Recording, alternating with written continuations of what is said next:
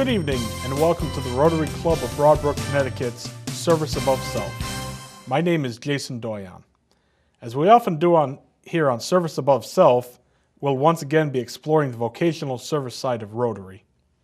Rotary's vocational avenue of service encourages business professionals to share their expertise with others, including what is involved in embarking on a career path in that profession. Making improvements around the home is something that many people strive to do. Many homeowners don't have the time, skill, or expertise to make various improvements and changes around their home, so they hire licensed home improvement contractors to make improvements for them. Furthermore, it is not recommended that you attempt to make many improvements on your home without the assistance of a licensed professional contractors, as mistakes can lead to damage or serious injury. Our guests this evening are Todd LeBlond and Matt Powers. Todd and Matt are home improvement contractors, and they're here to talk to us about what they do. Good evening, Todd. Good evening, Matt. How you doing? I'm doing well. How are you? Not too bad. So the first question we have for you this evening, how long have you been in business? I've been in business for 18 years and still going strong. I've been in the field for 10 and been in business for myself for about 4. Okay, very good.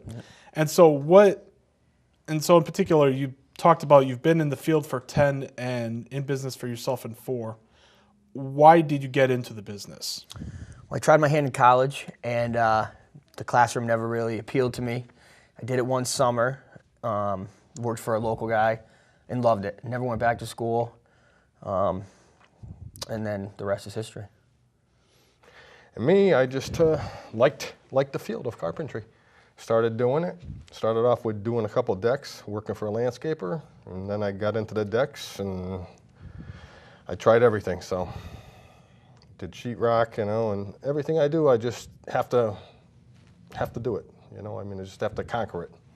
So, and then you see the finished product, and it comes out beautiful. So that's basically what I do it for. Now, are you both general contractors, or are there specific areas in which you specialize? We're both general contractors, but there are areas that we specialize in. If I'm running a whole project, I know the areas I'm good at, and I know the areas, it makes more sense to have someone else do it. And what are some of those areas that you particularly enjoy handling? The framing is one of my favorite, and I probably do the best, make my most money doing that. The framing, I like doing the finish end of it too, but the things in between, like sheetrock and insulation and other things like that, it's economically it makes more sense to have another company do them for me. Now I'm totally different, so I'm more of the sheetrocker, insulator, and I start for finish. So in that respect, the two of you work very well together. Yes, we do. And that your skill sets complement each other. Oh, exactly. Yes. Yep. Now, do both of you employ individuals that work with you, or do you both work alone? Right now I have 2 employees working for me. One happens to be my uncle. He works full-time for me. Another one is another framer I brought on. He's good at framing, roofing, siding. Okay. And I pay him as a subcontractor. He carries his own insurance, but he works for me 90% of the time. And you touch upon one of the things I was going to ask you to follow up, in that do the people that work for you have different skill sets or different specialties? Yeah, not the guys that work for me, because I do a lot of the framing and the siding and that kind of. They have the same skill set because I know that's what we're going to go do. But like a guy like Todd, I'll bring him on because he has a different skill set. He doesn't mind doing the sheetrock and the taping and that sort of thing, and that's kind of a special skill that I feel comfortable going to someone else to do. And Todd, how about yourself? Do you have employees that work for you, or do you do everything? I do it solo. So I'm a solo guy, and just about do everything. So from roofing to siding to whatever. And if I do need a hand, I call Matt, and we all team together, and we go from there. So, which is good, the teaming up, because the last recession, I guess we call it, what we're still kind of in. If one of us was slow, there was someone had work, and then we kind of kept each other afloat for a better part of a year. Which is always very nice too, to have those relationships and to be able to it was great. work well with each other. Yeah. And we have different contractors that call us up, and we help them out too. So it's all good. Oh, it's wonderful to have those relationships. Yes. Now, obviously, the both of you have been doing this for a little while, so this next question may not be as relevant to your current day-to-day operation, but certainly think back to a time when you were just starting out. How much of your job was on-the-job training or learning as you go, so to speak? For me, that was the only training you got. There's no, unless you went to a tech school, there's no college for, construction. I mean, with electrical and plumbing, they take classes, they do all that. They take classes, they have to put in a certain amount of hours. We just have to learn, I mean, not that I'd learn something during the day and go home on the computer and see, how does that really work? Maybe there's a math way to do it, but most of it's on the job training. Yeah, definitely on the job training. Me, I kind of watched other people do different fields of the work, like taping, and I had to conquer it. Watched people do roofing, okay, got up there, tried it, boom, boom, boom, and next thing you know, you're doing that. So, I mean, siding to putting windows in, everything else, the best training you're gonna have is to go out and do it. Otherwise, if you don't try, you're never gonna succeed. No, I agree, and at the end of the day, there's only so much that you can learn in a classroom setting or in a textbook. Yes. Yeah, I think that's kind of why construction, for me at least, it kind of spoke to me because you didn't really, teacher up there talking, didn't really gain much from him. But to see a guy do something, you see the concrete product at the end, I learned much better that way. Right. Yep. Now, if you had someone that was looking to get into construction, want to make a career out of this, what would you recommend to them? How would you recommend they go about it? I would say to try to tie into somebody. Try to get a job with someone. You're going to start off at the bottom like everybody does. And then, once you learn, guess what? The better, the more you do it, the better off you're going to be.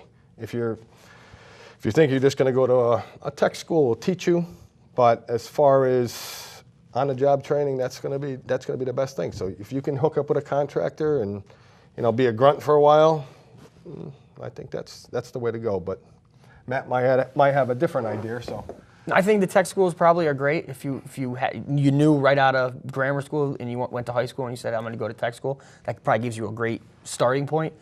But definitely learn on the job and be open to work with different people. Bounce around so you learn and you find out what you really like and what you're good at, because you have to make money in it, because that's what we're really doing it for, is to make money. Right. You have to be efficient. You have to enjoy doing it. You're not going to be efficient. You're going to hate yourself being there every day. So be versatile. Work for anyone. I worked for a guy for a while, but then Todd would need help. So I would work with him, and he'd do more roofing, installing windows. So I'd learn from him. I worked for a framer for like 4 years, and he taught me a ton. He was a younger guy. He used a lot of the math to do certain rafters and a lot of the things that the older guys, they didn't teach me because they were in their old ways. But from both I learned. And those are certainly skill sets that are very appropriate across the board. In other words, being willing to go out there and try your hand at different areas within a particular discipline. Yep. Now, what licensing or certifications are involved in being a contractor, or do you simply fill out a piece of paper, pay a fee, and the state of Connecticut gives you a license? You pay a fee. If you got $120, I think actually Malloy, it keeps going up, so I don't know what it is now. It might be 180. Maybe 180 now, but you pay that fee. You go down to the Department of Consumer Protection's, pay, and you have a license for up to a year. And that's just a home improvement license. You can also just pay another $475, I think, and get a new construction license. So with that being said, obviously Anyone can do it. anyone can do it. There's some that are out there that are better than others. Yeah. You gentlemen have been doing it a long time, which is a very telltale sign that you're very good at what you do. How does someone hire a contractor that they know is reputable, skilled, that's going to do quality work versus someone who decided to go out yesterday, pay their $180, be licensed, and set up shop? Check the references. Ask for references. If a guy's good, he definitely has customers that are more than happy to show you their house, show you the work they've done, because they want to show it off, you know, as much as you want to show off the work you've done. So ask for references, get 3 or 4 of them. Word of mouth is the best way. Word of mouth, I would say, definitely word of mouth. If you know, if someone else dealt with us, they're going to tell 10 people that we're good. If we do something wrong, they're going to tell 10 people, then 10 people. It's going to go down the line. So if you did bad, so I think the best thing is, like I said, a reference there, or, you know, like I said, a word of mouth, someone that's dealt with you, and I think you get perfect way to go. And so is it fair to say that with the both of you, word of mouth is how you get the majority of your business, or do you spend time either advertising or using the internet, for example? I'm on the Better Business Bureau, which is good. I get calls all the time for it, but in that you're with a pool of, you know, 1,000 other contractors. So I've realized that every time you go to bid a job, you're bidding against 15 other guys, you know. But it's still good to be out there because people cross-check that when they want to hire you, that you're on the Better Business Bureau and you have no points against you. I've also tried advertising in local papers, which people have moved away from papers, so not so great. Websites, I have a website. That seems to help. At least they can check and see the work you've done, you know. Mine's all word of mouth. Just keeps going, so that'll be I don't do no advertising. I got signs on my truck, but I never get a call from the sign on my truck. It's all people that know you, or not know you, but dealt with other people that done business, so. That's certainly a testament to the quality of work you've done over the years. Oh yeah, oh yeah. I mean, and it's been, you know, 100% for me. I've been, you know, if you make people happy, been on a lot of jobs that people have taken their money and ran off and left a mess. A mess going, yes. Yeah. And, you know, that gives us a bad name, which is terrible. I mean, you know, that's why you got all these people questioning you, and it's, you know, and getting all the references because of the fact that there's other people that give us a bad name. Yeah. That's why going back to the licensing, you know, like I said, electricians and plumbers, there's tests they have to take. There's, you know, standards they're held to. There's hours they have to put in. There's nothing for general contractors, which is a shame because we can only charge so much because we're competing against so many different people. But if there was fewer of us that were more skilled, you know, if there was a test we had to take, like some other states have, I think that would be to our benefit in the long run. But you see a lot of guys drop out too. I mean, we had this little recession. A lot of people, you know, just couldn't make it. So.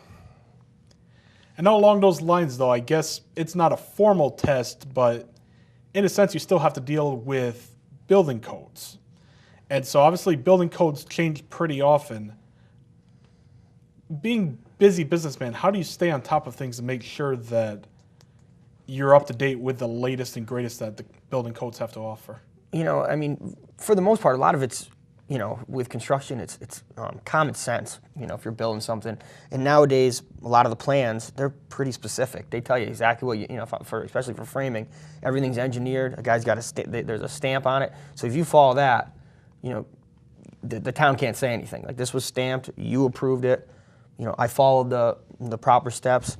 So, but if it's something out of the ordinary, usually the building official will tell you when you pull the permit, you know, make sure this, and this are done this, and this way, because these are new laws or new codes we have to follow.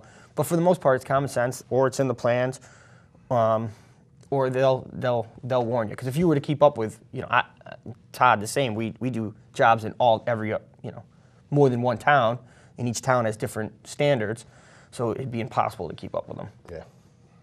So it's fair to say that you have a pretty good relationship, or at least a good working relationship with the building code departments in each town, obviously, as they're there to... Some are tougher than others. And that's fair. Which is understandable, and hey, I got no problem with it.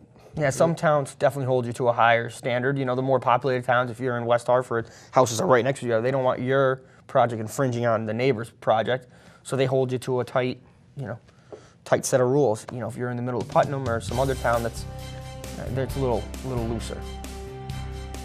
All right, guys, and now we're going to take a quick break, and when we come back, we're going to talk about some of the more specific jobs they do and some of the more specific jobs that they see this time of year.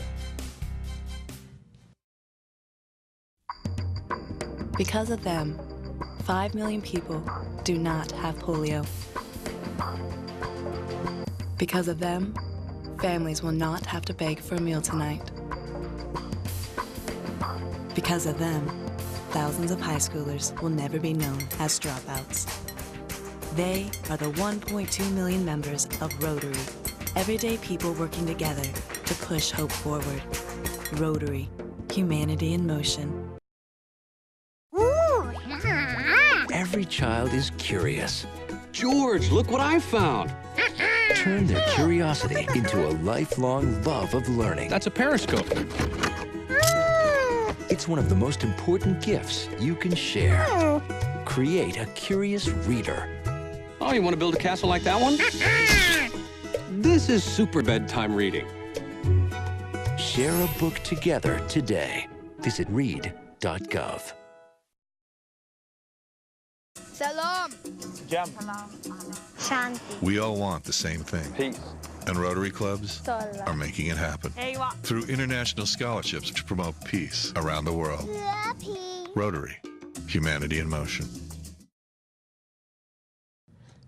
And welcome back to Service Above Self. We're here with Todd LeBlond and Matt Powers, who are both general contractors. One of the questions that we had prior to going to break, we were going to ask you, obviously we're talking about some of the typical jobs that you handle. What are the most common jobs that you see? For me, it would be about this time is usually decks, rec rooms, kitchens. That's basically it. Some roofing, but we try to put off roofing until like October, if we can. Yeah, I don't know. It's typical. Like you said, I mean, this time of year, decks, everyone's thinking about going outside and barbecuing, so everyone wants to do a deck. But, the jobs vary. Windows, I think the jobs we do the most are things that you have to do to your house regardless. Your roofs, your windows, because, everyone wants to save money in the winter on their oil bills.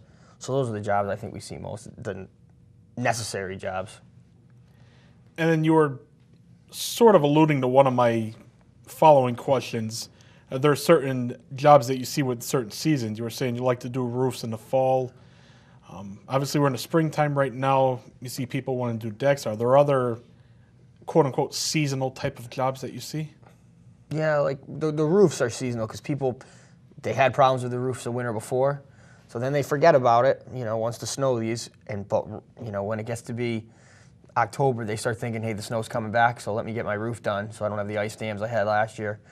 So that's a seasonal job, which is nice for us. We love to do them in October. I don't know if you love to do them ever, but October, Yeah. if you can pick your time, October's the time to do it. We still do them this time of the year, but we got to watch rain.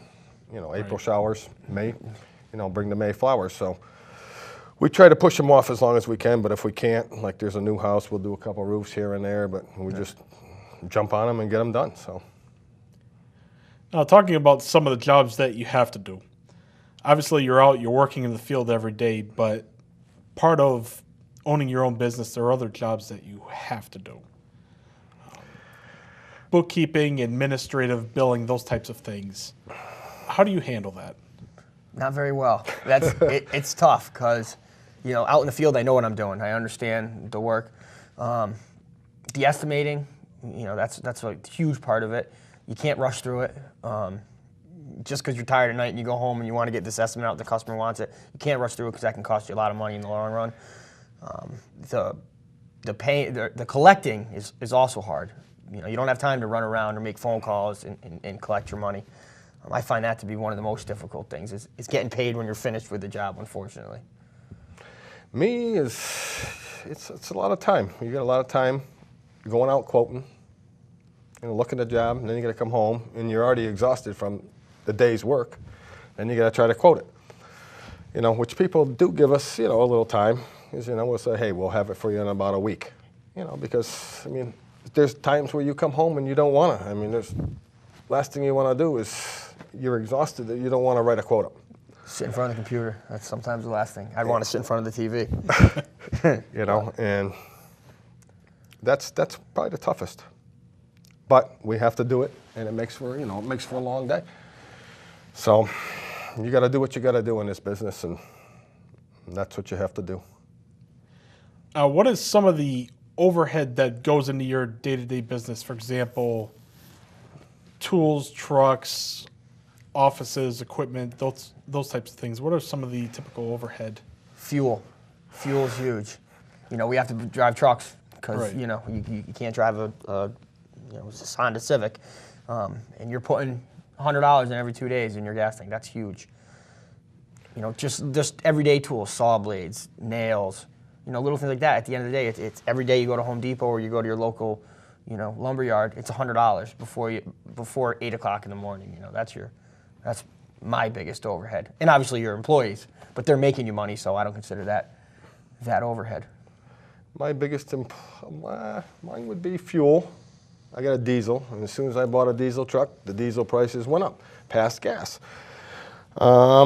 And insurance. Me and my wife are self-employed, so we got to buy our own health insurance, and that is a big expense. Yeah, that's a big one. Health insurance. I forgot about that. Health insurance, huge. And if 2 of you are self-employed, you got a couple kids, it's astronomical.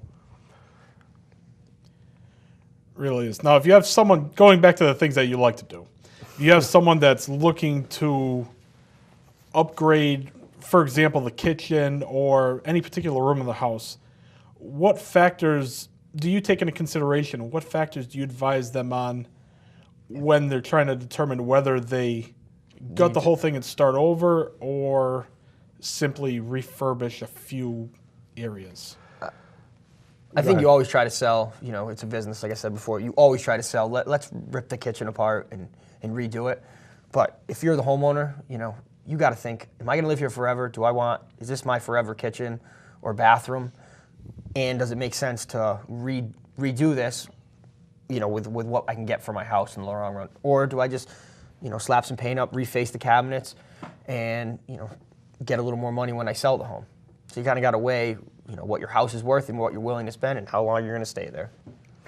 Me, I check out the cabinets, and if they seem like they ain't going to last, I will try to convince people to redo them, or I should say put new ones in. I never like to reface them, because most of the cabinets that builders put in usually are falling apart, in 15, 18 years, 20 years.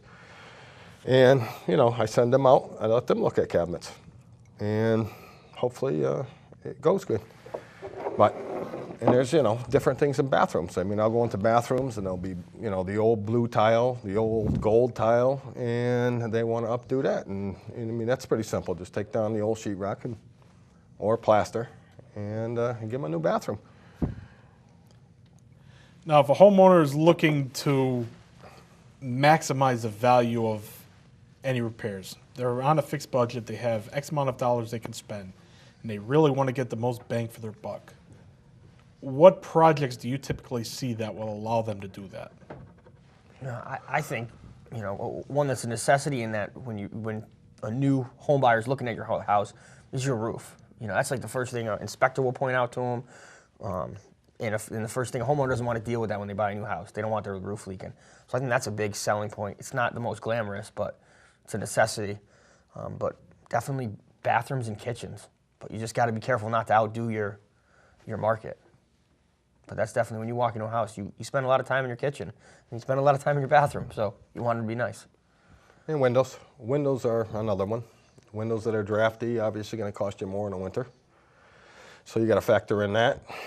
And insulation, insulation in the attic to make sure that's, you got enough insulation up there. Otherwise, you're just letting all your air go through the ceiling. So, and let the cold in. So I think that's two of the biggest things. I mean, if you want it to look good, then there's other ways of making it look good. But necessity-wise, windows and, roofs and insulation. Now, with a lot of the talk and a lot of the conversations being focused on green living or being environmentally friendly, what types of patterns, if any, do you see with people either trying to be environmentally friendly, or is it something that we hear a lot about in other programming but you don't necessarily see in day-to-day living? That's one of those things I think you hear a lot about in the media, but you don't see it. Because people see the price tag that goes with green living, and they don't. Maybe in 10 years they're gonna make their money off of their green products, But the upfront cost is so expensive, people don't want to spend the money to do it. Yeah. I haven't seen any of it. I don't push it. I'm sure there's companies that market green living, but yeah, we don't push it. I don't push it. We don't do it. I know a few guys that put solar panels on their house and stuff, and they swear by it. So, if you got the money up front to do it, you can do go it. ahead, but it's going to take you some time to recoup your investment. If you had any one piece of advice that you could give to a homeowner, what would it be? Me, I would tell them to get references. Check with to make sure he's licensed, and check with other people that done work with him. Get the references off other people, and make them give you references. Okay, Joe Schmo, I did a kitchen for. If he's happy with me, okay. But of course, I'm going to give him all my people that I get good relationships with, and it just works out. I mean, I would give references probably to 99% of the people. You're going to run into one bad egg here and there, but I would say 95% of it, 99% of it is good. It's all. So I would just tell people, get references and ask around. You'll know who the good carpenters are and who the good people are, and the bad ones. Yeah, I guess if this question's for the homeowner, get references and make sure you feel comfortable with the guy, in your house. He's going to be there with your family. Make sure you feel comfortable with him. And as for, what you should do on your house, just weigh the cost, and the longevity of if you're going to stay there or not, and see what your needs are and make improvements as needed. Well, thank you very much, Todd and Matt, for coming out and speaking to us about your careers as home improvement contractors this evening. It was a pleasure having you. We are out of time at this point for the programming, but we encourage all of you watching this program to go out and find a worthy cause and lend a helping hand to those in your community.